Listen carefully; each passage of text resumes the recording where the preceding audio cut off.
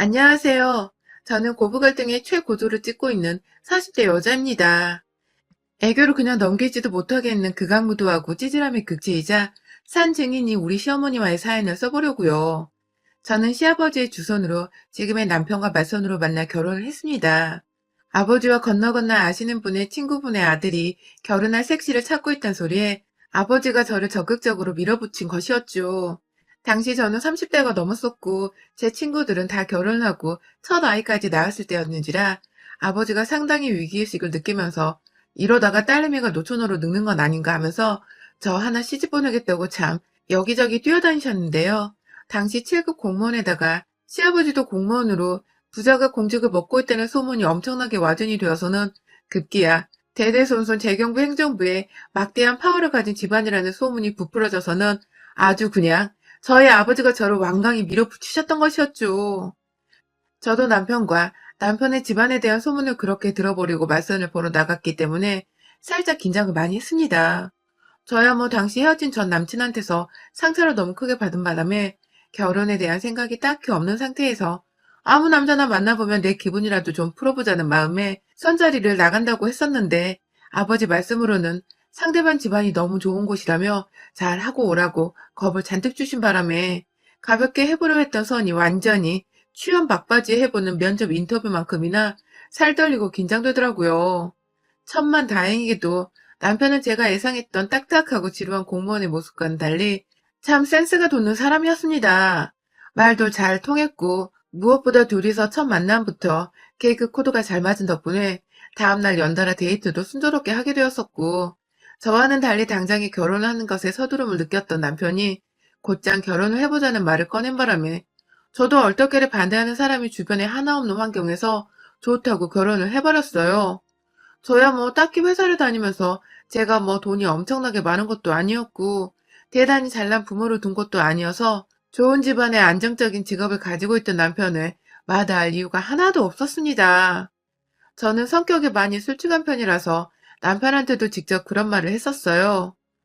내가 듣기로는 당신 집안이 정치적으로 알아주는 집안이라는데 맞냐고 물었고 남편 또한 저에게 껄껄거리며 웃더니 끝내 부정은 하지 않고 우리 집이 너무 잘나면 부담스럽나? 하면서 대답을 회피한 채 제 질문이 맞다는 말을 해버린 바람에 저는 정말로 이 사람이 공직자 집안의 아들이구나 싶어 오 했었던 적도 있었습니다. 그 뒤에도 결혼하기 전까지 여러 차례 데이트를 하는 과정에서 우리 집은 고위 공직자 집안인데 혹은 미래의 우리 아이도 고위 공직자로 살았으면 좋겠다 라는 말을 정확하게 했었었고 그래서 저는 의심할 것 없이 그냥 믿어버렸죠. 친정아버지의 말부터 남편의 말까지 다 똑같으니까 어느 누가 의심해보려는 생각을 쉽사리 가지겠어요? 그리고 그 당시 제게는 제 기준에 가장 적합하고도 오히려 집안을 따져봤을 때는 더욱 좋은 조건의 사람이었고 그래서 결혼을 한 순간까지도 신부라면 누구나 가져보는 싱숭생숭한 감정을 가지긴 했었지만 동시에 내가 좋은 결정을 한 것이라며 자신감 있는 생각을 했어요.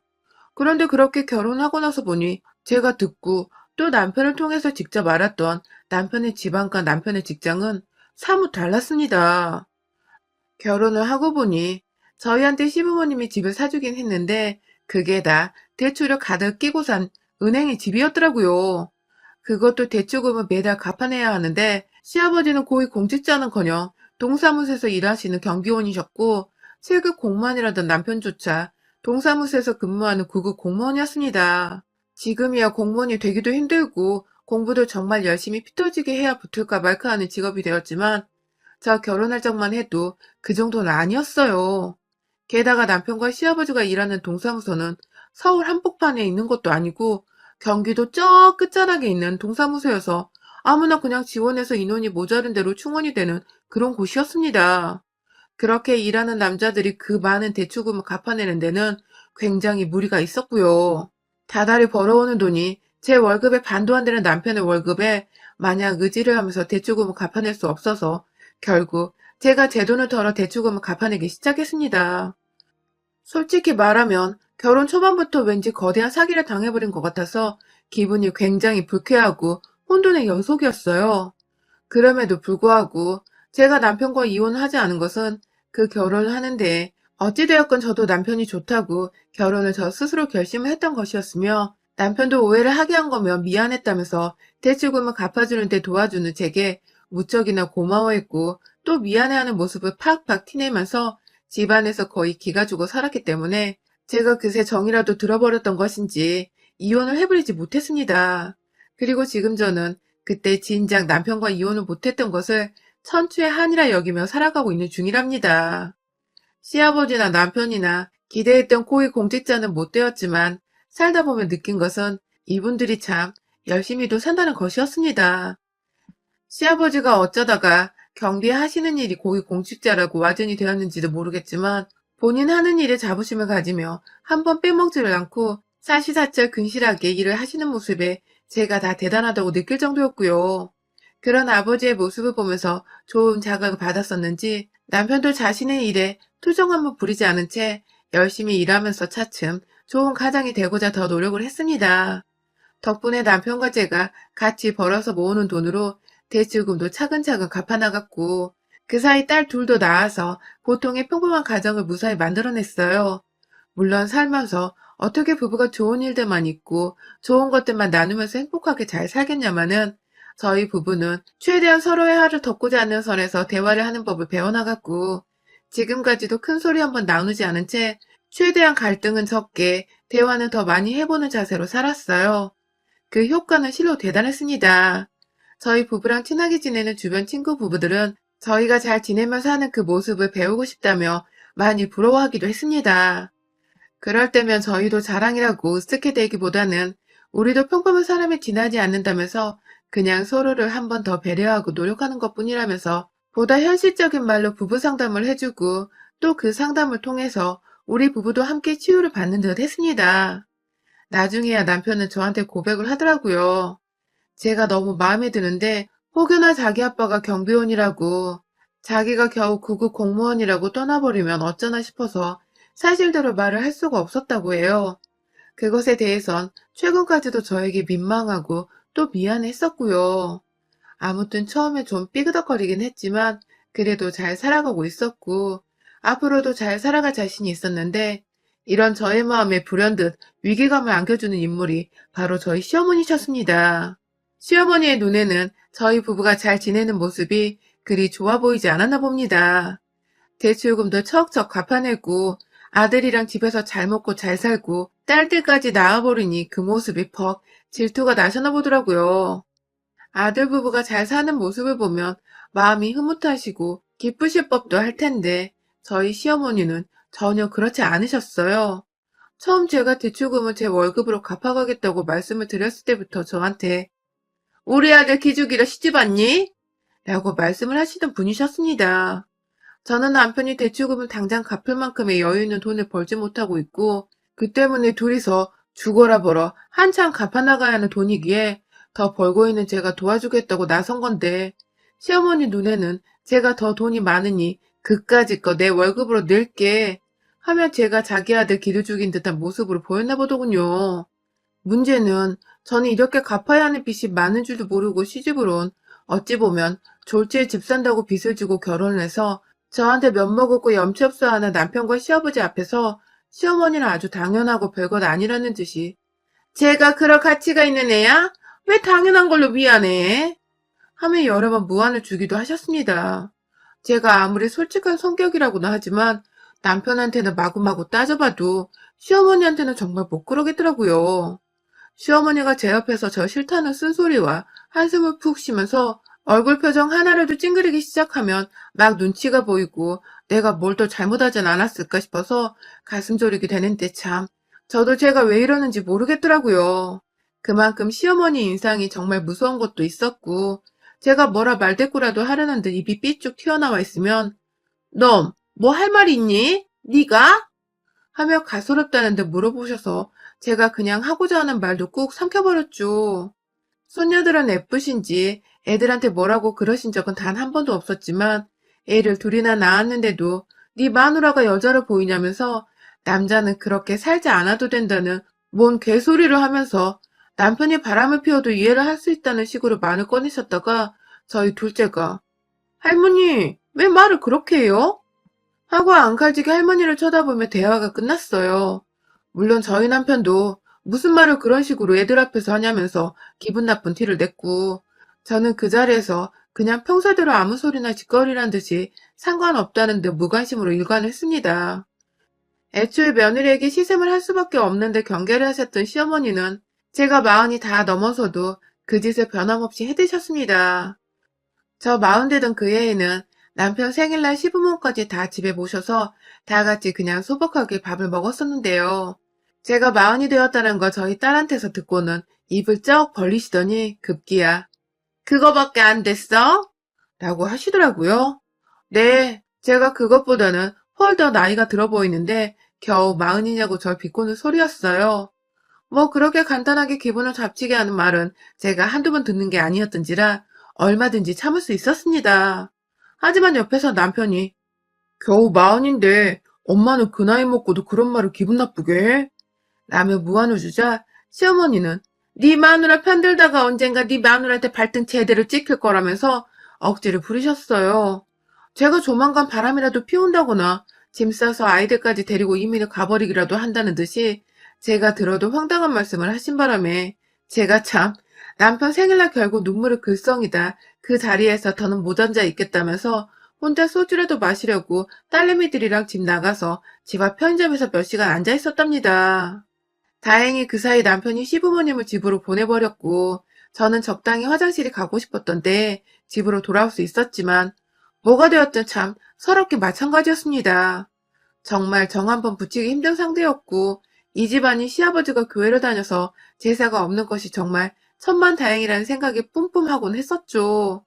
그럼에도 시부모님께서는 남편이 유일한 자식이었고 집도 가까이 있다 보니까 저희가 시부모님을 모셔오거나 저희가 시댁에 가서 밥 한 끼 정도는 먹는 일이 좀 잦았어요. 코로나 터지고 나서도 딱히 저희는 서울에 살던 게 아니었기 때문에 그리고 코로나가 막 터지는 그런 동네도 아니었기 때문에 비교적 마스크만 쓴 채 전과 다름없는 일상을 유지해갔고 그렇게 저희 가족들이 시댁도 자주 들락날락 했었는데요. 가족들끼리 앉아있다 보면 아이들이 애교를 부리거나 웃게 만들어줄 때가 참 많잖아요. 그런데 우리 시어머님은 그 모습이 또 그렇게 보기 싫으셨나 보더라고요. 한 번은 저희가 앞에서 최신 노래를 막 불러대는 딸아이 동영상을 찍으며 시끌벅적 웃고 있었는데 뒤에서 나타난 시어머니께서 니들은 그 나이에도 같이 웃니? 하면서 별 희한한 부부를 본다는 듯이 쳐다보더라고요. 급기야 제 남편 옆으로 가 앉더니 네가 참 점잖은 애였는데 하면서 딱하다는 듯 쳐다보는데 그 모습은 마치 제가 남편을 다 버려놨다는 식으로 들리더군요.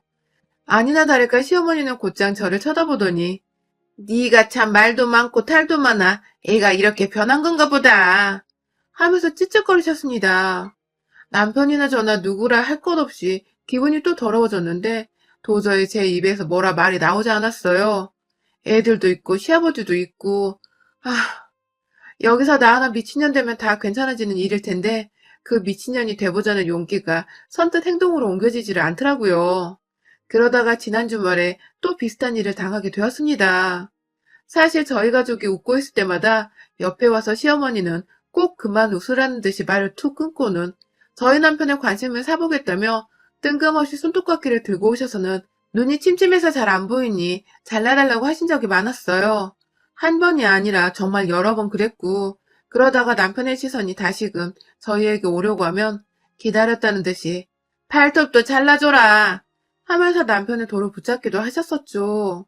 그 짓을 지난 주말에 시댁에서 다시금 해버리셨답니다. 밥 먹으러 오라고 연락이 와서 얼떨결에 집에서 좀 쉬고 있다가 점심을 먹으러 시댁에 갔어요. 점심을 다 먹고 거실에 모여서 온 가족이 TV를 보는 때 시아버지는 배가 불러 잠이 솔솔 온다며 방 안으로 들어가 잠깐 눈 좀 붙이겠다고 하셨고 시어머니랑 같이 안방에 계시다가 밖으로 나오고 계셨는데 저희가 TV를 보다가 웃긴 장면이 나와서 빵긋 했다가 딸내미가 그걸 흉내낸다고 웃는 바람에 저희 부부가 덩달아 빵 터져버렸었어요. 보통의 어른들이라면 이런 아이들과 부부의 웃음소리를 마냥 듣기 싫다고는 안 하잖아요. 그런데 저희 시어머니는 그게 또 굉장히 귀에 거슬렸는지 아이고 귀 따갑다 귀 따가워 별나다 별나 하면서 쭈쩍거리며 제 신경을 잔뜩 곤두세우더라고요. 처음엔 시아버지가 주무시러 들어가셨으니 저희가 조용해야 한다는 뜻인 줄 알고서 금세 제가 아이들을 진정시키며 조용히 TV를 보려고 했는데요. 시어머니는 역시나 이전에 그랬던 것처럼 남편의 옆자리로 쓱 자리를 잡고 앉더니 이내 저를 향해 고개를 빼꼼 내미며 너는 참 이래도 욕먹고 저래도 욕먹고 힘들겠다 하면서 어디서 또 챙겨왔는지 손톱깎이를 들고 오셨더라고요. 남편을 붙잡고는 그 자리에서 뜬금없이 지난주에 뭘 했는지, 뭘 먹었는지에 대해서 물어보며 급기야 남편의 몸을 완전히 자신에게 돌려서는 딱 자신만 바라보도록 만들었고, 손톱을 잘라달라며 남편에게 손톱깎이를 건넨 바람에 남편은 급기야 TV 보고 있는데요? 라고 난처해 했다가 시어머니의 찡그러진 표정에 아, 네, 깎아드릴게요. 하면서 그걸 손에 쥐었죠. 그런데요, 시어머니가 그렇게 남편을 돌려세우고는 한다는 말씀이 넌 네 와이프랑 안 지겹니? 맨날 그렇게 붙어서는 라면서 얘들 다 있는 앞에서 부부 사이가 안 지겹냐 소리를 하시더니 급기야 저를 또 쓱 쳐다보시더니 곱게 늙을 줄 알았는데 저렇게 늙을 줄 알았음. 내가 맞선 안 보게 하는 건데 하면서 이번에는 꽤나 센 뻘소리를 해대면서 저를 확 빈정상하게 하더라고요. 아니 너무 평소에도 일관되게 재수가 없었던 분이신지라 제가 그러려니 할 수 있을 법도 한데 애들 앞에서 저런 소리를 대놓고 하시는 건 참는 저도 인정하는 꼴이었는지라 그냥 넘길 수가 없었어요. 그때 남편이 또 그런 소리를 하냐며 손톱을 그만 깎자고 하자 시어머니는 발톱도 깎아야 한다면서 남편을 붙잡았습니다. 그리고 전 그걸 그냥 두기가 싫었습니다. 보다 강력한 방법을 써보기로 했어요. 남편에게서 손에 들고 있던 손톱깎이를 제가 받아냈어요. 제 손으로 시어머니 발톱 한번 깎아드리지 못했다면서 제가 직접 깎아주겠다며 시어머니 발목을 비틀어 잡아서는 앞바다리를 하고 앉은 제 앞에 갖다 댔고 이내 당황하며 안 잘라도 된다고 다음에 자를 거라고 발을 빼려 하는 시어머니의 다리 위로 급기야 제 다리를 얹어서 완전히 움직이지도 못하게 고정을 시켜버렸습니다. 그리고는 이내 어머님 자릅니다 하고 엄지발톱에 손톱깎이를 들이밀고 싹둑 잘라내는데 시어머니가 야 이년아 하며 괴성을 질러버리셨습니다.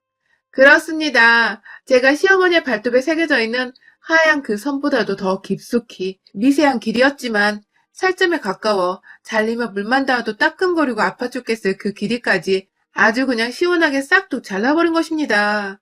시어머니는 피도 안 나지만 뭔가 스멀스멀 붉은 피가 발톱 발에 아래까지 퍼져버린 그 발톱을 쥐어 만지면서 아파 죽겠다고 난리를 떠셨고요. 저는 저대로 어머 어머님 죄송해요 하면서 얼굴에 미소 가득 담은 채로 사과를 하는 바람에 시어머니는 그게 또 혈압 올라 죽겠다며 너 웃어? 웃어? 하면서 화는 내는데 일어서진 못하더라고요.